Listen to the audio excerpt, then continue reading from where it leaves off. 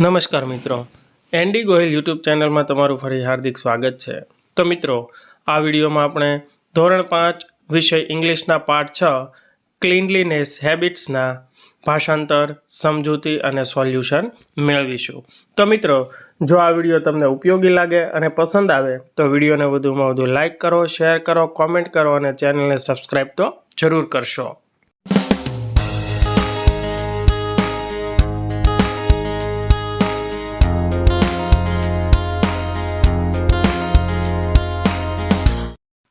તો મિત્રો, આગળની પ્રવૃત્તિ છે study the picture and write sentences, એટલે કે આપેલ ચિત્ર જુઓ અને તેના વિશે વાક્યો લખો। તો અહીં આપણને તે વાક્ય વિશે બે ઉદાહરણ પણ આપેલા છે વાક્ય। તો પહેલું છે grandma and grandpa are sitting on a bench. બીજું વાક્ય છે પરી ઇઝ રાઇડિંગ અ બાઇસિકલ। હવે આપણે ઉદાહરણ મુજબ અન્ય વાક્યો બનાવીશું। This is a park. It is a beautiful and clean park. Neha, Vivek and Joy are practicing karate. Nirmal is riding on a scooter. Karuna is taking a walk in the garden. Parth and his mom are sitting on a lawn. Their pet dog is also sitting with them. Parth is playing with a big ball. Ananta is sitting on a bench and reading a book. Jasmine is taking her dog for a walk in the garden. હવે આગળની પ્રવૃત્તિ છે Here are some activities. Divide them in and write what you should do and what you shouldn't do. તો મિત્રો, અહીં કાઉન્સની અંદર આપણને કેટલીક એક્ટિવિટીઝ આપવામાં આવી છે અને નીચે બે ખાના આપ્યા છે, જેમાં છે શુડ અને શુડન્ટ, એટલે કે જે પ્રવૃત્તિ કે એક્ટિવિટી આપણે કરવા જેવી છે તેને શુડમાં લખવાની છે અને જે નથી કરવા જેવી તેને શુડન્ટમાં લખવાની છે। તો એક ઉદાહરણ આપ્યું છે જેની અંદર ગેટિંગ અપ અર્લી, તો તે શુડ એટલે કે આપણે વહેલા ઉઠવું જોઈએ। શુડન્ટ એટલે કે ન કરવા જેવી પ્રવૃત્તિ એટલે કે થ્રોવિંગ રબિશ એનીવેર એટલે કે કચરો જ્યાં ત્યાં ફેંકવો। ત્યારબાદ તેના ઉપરથી બે વાક્યો બનાવેલા છે। પહેલું છે we should get up early એટલે કે આપણે વહેલા ઉઠવું જોઈએ, અને બીજું છે we should not tease animals એટલે કે આપણે પ્રાણીઓને હેરાન કરવા જોઈએ નહીં।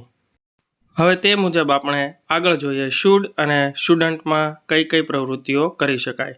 તો સૌથી પહેલાં શુડમાં brushing teeth, growing trees, taking bath every day, helping the needy, going to school regularly and washing hands before and after meal. હવે જોઈએ સ્ટુડન્ટમાં playing mischief in the class, using mobile all the time. હવે આગળની પ્રવૃત્તિ આપણે language ફંક્શનમાં જોઈએ તો તે છે strike out the incorrect option એટલે કે નીચે આપેલા વર્તુળોમાં જે ખોટું છે શબ્દ તેને તમારે છેકી નાખવાના છે। તો તેમાં પહેલું છે Ravi is am are an engineer. તો આ વાક્યમાં એમ અને આર શબ્દો ખોટા છે એટલે તેના ઉપર આપણે લીટો મારવાનો છે અને વાક્ય બનશે રવિ ઇઝ એન એન્જિનિયર। બીજું વાક્ય છે they is am are my friends. તો આ વાક્યની અંદર ઇઝ અને એમ ખોટું છે, આર શબ્દ સાચો આવશે કેમ કે બહુવચન છે એટલા માટે। તો વાક્ય બનશે ધે આર માય ફ્રેન્ડ્સ। ત્રીજું વાક્ય છે I is am are a student. તો આ વાક્યમાં ઇઝ અને આર ખોટું છે, તેમાં આવશે એમ એટલે વાક્ય બનશે આઈ એમ અ સ્ટુડન્ટ। ચોથું વાક્ય છે she is am are a doctor. તો આ વાક્યમાં ઇઝ શબ્દ સાચો છે એટલે એમ અને આર ઉપર લીટો આવશે અને વાક્ય બનશે શી ઇઝ અ ડોક્ટર। પાંચમું વાક્ય છે my father is am are a teacher. તો આ વાક્યમાં ઇઝ શબ્દ સાચો છે અને બાકીના બંને ઉપર આવશે લીટો અને વાક્ય બનશે my father is a teacher. છઠ્ઠું વાક્ય છે Sonal and Pinky is am are best friends. તો આ વાક્ય બહુવચનનું છે એટલે સાચો શબ્દ આવશે આર અને બાકીના બંને શબ્દો છે ઇઝ અને એમ બંને ઉપર લીટો.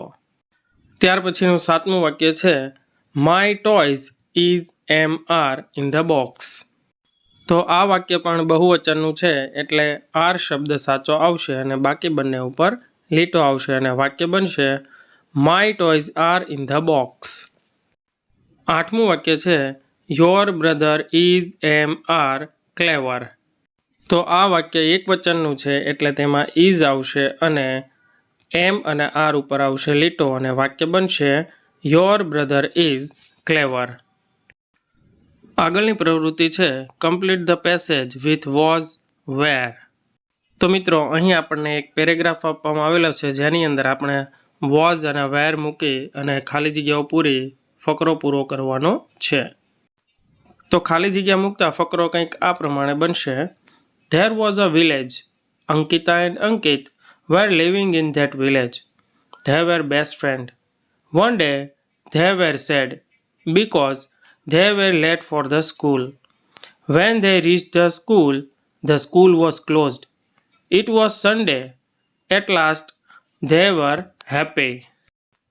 આગળની એક્ટિવિટી જોઈએ fill in the blanks with have or has. તો તેમાં પહેલી ખાલી જગ્યા છે ધ બોય ખાલી જગ્યા અ બોક. તો તેમાં શબ્દ આવશે હેઝ.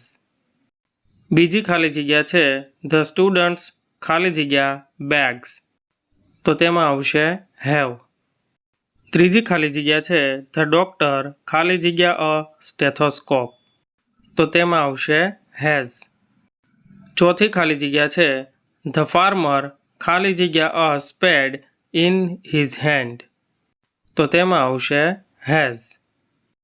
પાંચમી ખાલી જગ્યા છે ધ એલિફન્ટ્સ ખાલી જગ્યા ટસ્ક્સ. તો તેમાં આવશે હેવ. છઠ્ઠી ખાલી જગ્યા છે ધ પોલીસમેન ખાલી જગ્યા અ ગન. તો તે ખાલી જગ્યામાં આવશે હેઝ. સાતમી ખાલી જગ્યા છે વી ખાલી જગ્યા બલૂન્સ. તો તેમાં આવશે હેવ. પછીની પ્રવૃત્તિ છે read the following story fill in the blanks with am, is, are, was, were, has, have and had. તો મિત્રો અહીં જે સ્ટોરી આપી છે તેની ખાલી જગ્યામાં યોગ્ય શબ્દો મૂકતા વાર્તા કંઈક આ પ્રમાણે બને છે. A farmer had 5 sons. He had very worried about them. They were strong and hardworking, but they were always quarreling with one another. The farmer watched his sons to stop quarreling. He wanted to have peace and unity among them, but words of advice or scolding did not have any effect on these young people. He had an idea. One day the farmer called all his sons together. He showed them a bundle of sticks and said, I have this bundle of sticks. Try to break these sticks without taking them out from the bundle. The sons tried one by one, but none of them could break the sticks. Then farmer separated the sticks and gave each of them just a single stick to break. They broke the sticks easily. The farmer said, I am your father. It is my duty to teach you this lesson. The sticks are strong when they are united. A single stick is less strength. Alone it is weak. You will be strong if you are united. You will be weak if you are divided.